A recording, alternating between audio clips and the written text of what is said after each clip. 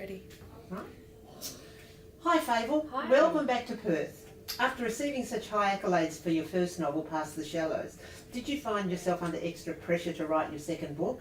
Was it more difficult experience than writing Past the Shallows? I thought I'd try and work differently and try and plot it all out and write in order, and I did that for about 30,000 words and it just didn't work. There was no heart in it, it didn't flow. So I went back to what I know, which is writing from character, writing scenes out of order, just writing scenes and trying to see where the story is taking me. So it was just as infuriating as the first one, if not more, but I did have this voice saying, people love Past the Shallows and they're not going to love this, and I was worried. Oh no. I tried to put that away and just write from the heart about this ship that I love. Now, again, you chose Hobart as the setting. Was it because of your childhood experiences in Tasmania? Yeah, I didn't want to be back in Tasmania again, but I found myself there, and I tried to use memories as a way to remember Hobart in the 80s, what it was like there, because it's very different now. It's full of life, there's cafes and bars and people on the street. But in the 80s it was very different. It was, I remember it as being just, there was never anyone on the street. It was a dark place with misty sort of grey place. So I tried to use the child mind and childhood experiences to sort of paint Isla's world. I thought the word pictures of the parks of Mount Wellington were terrific. No, you really captured it. Had you always, as a child, had you had a soft spot for the Nella Dan? Yeah, I did. Every kid in Hobart knew Nella Dan. Yes. So this big red ship would come into town, and they would have open days on the ship with Danish pastries and sweets and hot dogs and wow. You know, hot chocolates. And so it was, you know, children loved going on the ship. And I loved her so much that I wanted to be a sailor and go to Antarctica and to Greenland and everywhere she went. Yeah, so that was why you used her as the centrepiece, because she did. is the centrepiece of the book, isn't Yeah, she? I forgot about it for a long time, and I found some photographs of her in a box, and it just came flooding back, and I was like, that's right, I wanted to be a sailor. I wanted to go to Antarctica. No, you did a lot of research on this beautiful vessel and the crew and Antarctica. How did you go about this? Firstly, I won this amazing fellowship from the Antarctic Division, the Arts Fellowship. It's open every year across all arts. Incredible. No, it's no money, but you get to go to Antarctica on a working whole vessel. So for me, I couldn't have asked for anything more fitting for my research than being on a working ship. So that was the Aura Australis to Casey. It was.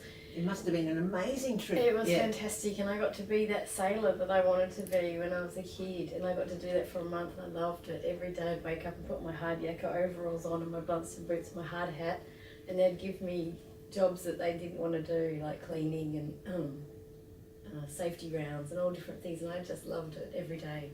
I was happy to do dishes for 10 hours a day if they asked me to.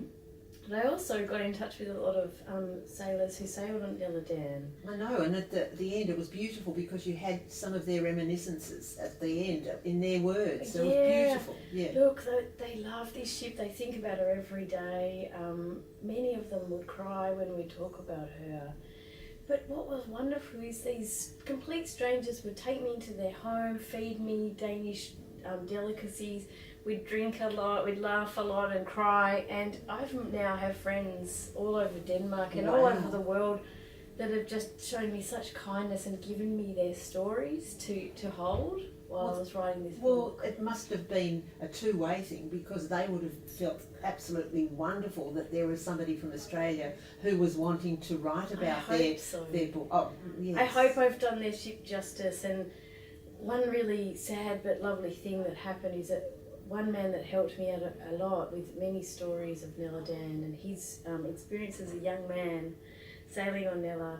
His mother died just recently, and at the funeral on Monday they read some of the book, a scene, and that just really, I thought maybe I have done an okay job for them. Maybe they are happy with it. So I'm glad. They were my biggest, the biggest critics that I was worried about. What they you thought. can understand It's their because they ship. were there, yes. It's their heart. Now, the relationship between Bo, the cook, and on the Neladan, and Isla, who was growing up in Hobart, was touching. Tell me about the development of these two characters. Because they had a special relationship, didn't they? I tried to think about when you're young, those small acts of kindness that really save you from moments of darkness or bleakness or worry. So acts of kindness like food, like making pancakes for someone and making them with love. Teaching a child how to feed a bird in your hand. So here was this man that's very still and silent and sort of just watches everything. He's calm. He's calming. Totally different to a mother. In this sort of sea of you don't know what's going to happen in their lives. Will there be enough food? Is mum coming home? This kind of thing. And he's this very stable influence and a man that's kind. And what a great difference that can make when perhaps these children are frightened of men because they haven't had that kindness from adults. And also Isla was actually the mother of the family, wasn't she? She was looking after the younger brother, and so here was this older man in looking after her in a way. She could just be a kid. What a gift that is. Absolutely. Yeah. She deserved to be a kid. Yeah.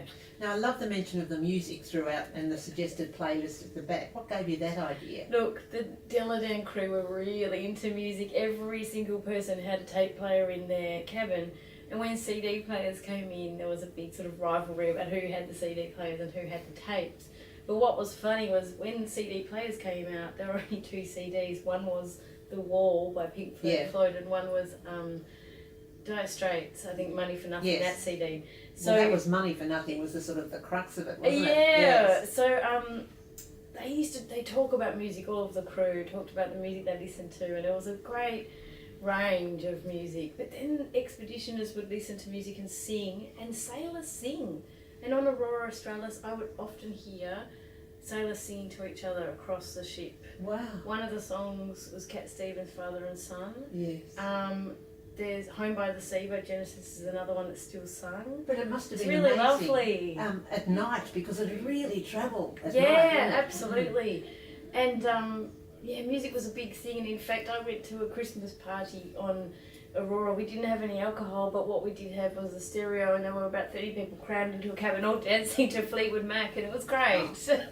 Oh, that's wonderful. Now, have you started a new novel? I haven't. I'm at that stage where I'm writing down ideas. I'm writing small pieces.